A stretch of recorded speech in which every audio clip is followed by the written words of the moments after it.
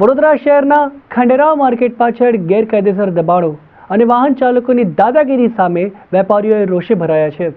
વડોદરામાં સવારે 4 વાગ્યાથી ખંડેરાવ માર્કેટ પાછળ લારી ગલ્લા અને વાહન ચાલકોના દબાણોથી વાહન વ્યવહાર સંપૂર્ણપણે બંધ થઈ જાય છે। વેપારીઓ અને ગ્રાહકોને ખંડેરાવ માર્કેટમાં પ્રવેશ માટે પણ માર્ગો રહેતો નથી। સ્થાનિક રહીશોની સ્થિતિ સૌથી દયનીય બની ગઈ છે। આજે પરિસ્થિતિ એટલી વિકટ બની હતી કે પોલીસ બોલાવવાની ફરજ પડી હતી। વેપારીઓની નારાજગી જોતા થોડી વારમાં તમામ દબાણો અદૃશ્ય થઈ ગયા હતા। જ્યારે ટ્રાફિક પોલીસ વિભાગના અધિકારીઓ આવી પહોંચતા કાછા પટેલ સમાજના આગેવાન અને પૂર્વ કાઉન્સિલર નીતિન પટેલ દ્વારા પોલીસ અધિકારીને રજૂઆત કરવામાં આવી હતી।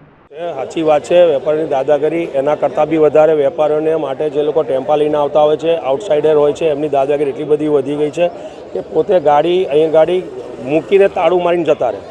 જ્યારે આપણે કહીએ કે ભાઈ આ તારે ગાડી કેમ અહીં મૂકી છે, સફાઈ સેવક આવે ત્યારે સફાઈ સેવક બચારો કંઈ ના કરે, એને અમને તમને તમારા જ માધ્યમથી ખબર છે અને સફાઈ સેવકને માર્યો હતો, ચપ્પુને દાલ ચાકુ લઈને બહાર નીકળી ગયા હતા। એટલે આ અસામયિક તત્વોનો બી ત્રાસ વધતો ગયો છે।